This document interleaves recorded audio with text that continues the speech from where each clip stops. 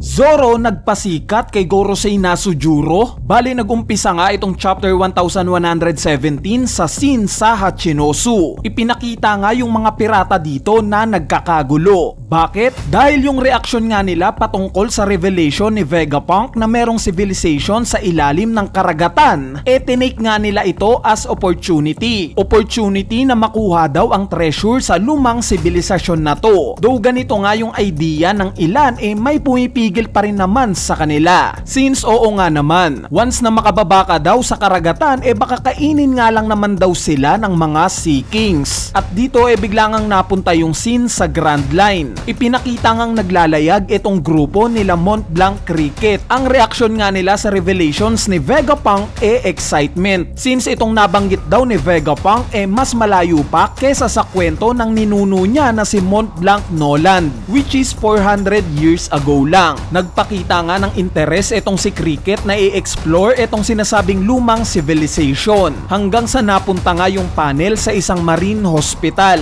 Dito nga nakita natin itong mga sword members na nagpapagaling. Na-overwhelm pa nga rin sila sa na-experience nilang laban sa Hachinosu. At dito biglang ang nabanggit ni Kujaku na nakita niya daw sa ospital na to yung isa sa mga captain nila. At yes, itong tinutukoy nga ni Kujaku si X-Drake. Ipinakita nga rin siya sa chapter na to. Bukod nga kay X-Drake ipinakita rin itong si Smoker na nakasakay sa isang motor. Tinawagan nga niya si Tashigi at tinanong kung nasaan daw ang lokasyon neto. At dito nabalik na nga yung panel sa Egghead Island, specifically sa Labo Base. Napansin nga ni Nami na umaangat na ang barrier netong Labo Base. Pero itong katapat nga nila sa ibaba ng karagatan barko ng mga Marines. Kaya naman medyo nag-aalala nga itong si Lilith. Pero inassure nga sila ni Franky na marami na silang kola para sa Coup de Burst. Meaning malalagpasan lang daw nila itong mga barko sa ibaba nila. Nung marinig nga yun ni Nami medyo napanatag na siya. Pero ang pinag-aalala nga niya ngayon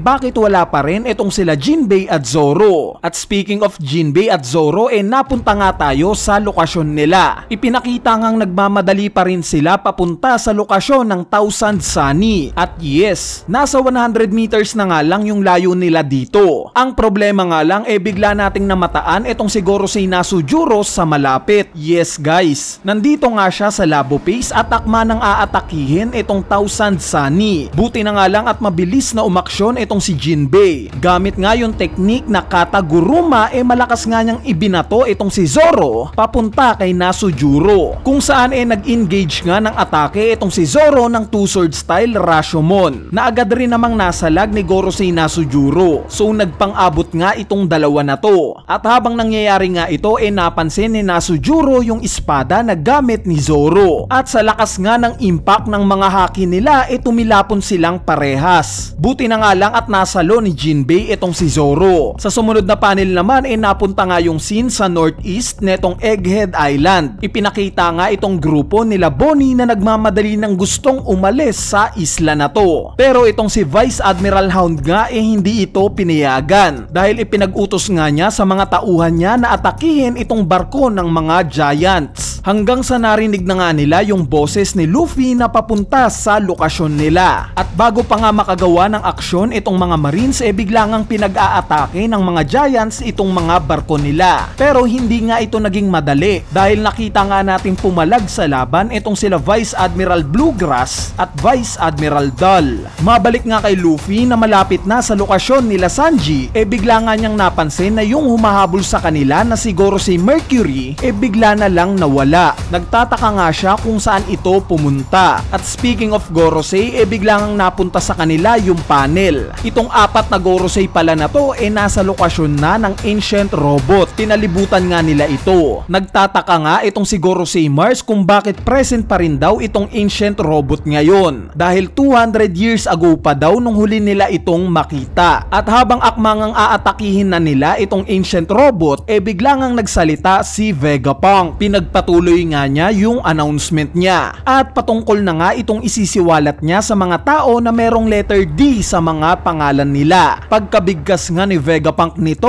nakuha natin yung reaksyon nila Dragon, Sabo, Kobe, Blackbeard at Bippo. Pero bago pa nga ma-reveal ni Vegapunk yung patungkol sa role ng mga taong may may D sa pangalan, bigla nga itong naputol. Yes guys, naputol nga itong broadcast ni Vegapunk. Bakit? Dahil kasabay nga neto successful na naatake ng mga Gorosei itong ancient robot. Ang naging resulta nga neto bumagsak itong ancient robot. Bali itong mga nakikinig nga sa broadcast ni Vegapunk nagtataka kung bakit naputol itong announcement niya. At sa huling panel nga ng chapter na to ipinakita itong si York kung saan sinabi nga niya na it's over. At dito na nga nagtatapos itong chapter 1117. Bali ngayon pag-usapan naman natin ang mga pangyayari sa chapter na to. Unahin na natin itong scene ng sword. As per Kojako nga nabanggit niya na kailangan na daw nilang mag-step up. So dahil nga sa mga revelations ni Vegapunk patungkol sa paglubog ng mundo at walang maliligtas bukod sa mga celestial dragon sa Merijoa, dito nga umuusbong yung pagitan sa laban ng Marines at world government. Since papayag ba itong mga Marines na mamatay lang ng walang kalaban-laban? At kung kudita nga ang pag-uusapan sa panig ng Marines, ang numero 1 ngang magi-initiate neto panigurado na itong grupong sword. Dahil nalaman nga natin sa recent chapters na itong grupo na to technically na parang mga Marines na may sariling mga desisyon at hindi lang bumabase sa utos ng mas nakakataas sa kanila. Kaya naman nakaka-excite pa nga kung ano itong binabalak nilang gawin sa hinaharap. Sa part naman ng naging laban nila Zoro at Gorosei Nasujuro, although ipinakita ngang parang pantay lang yung naging palitan nila, nakita naman natin yung naging reaksyon ni Zoro pagtapos ng atake niya. Diba? Agad nga niyang ipinag-utos na umalis na sila. Meaning alam ni Zoro kung ano yung capabilities netong si Gorosei Nasujuro. Dahil kilala naman natin si Zoro. Hindi nga yan aatras kung alam niyang kaya niya yung kalaban niya. At the fact nga na handa na niyang takbuhan itong si Gorosei Nasujuro, ang ibig sabihin lang neto naiintindihan niya na hindi pa niya ito kaya. At baka mapahamak pa yung mga kasamahan niya. Pero syempre kudos pa rin kay Zoro sa matapang niyang pagharap sa isang Gorosei. Sa part naman ng ancient robot nakita naman natin na pagtapos siyang atakihin ng mga Gorosei,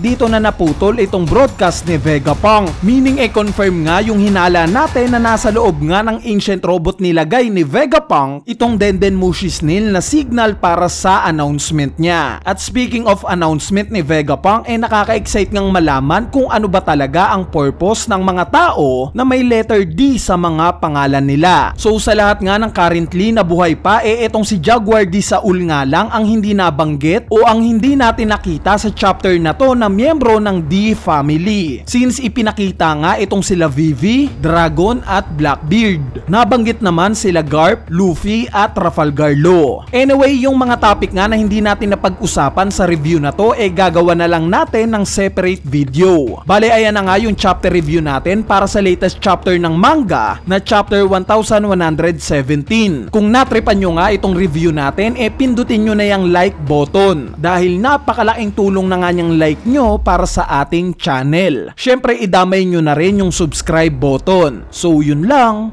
peace!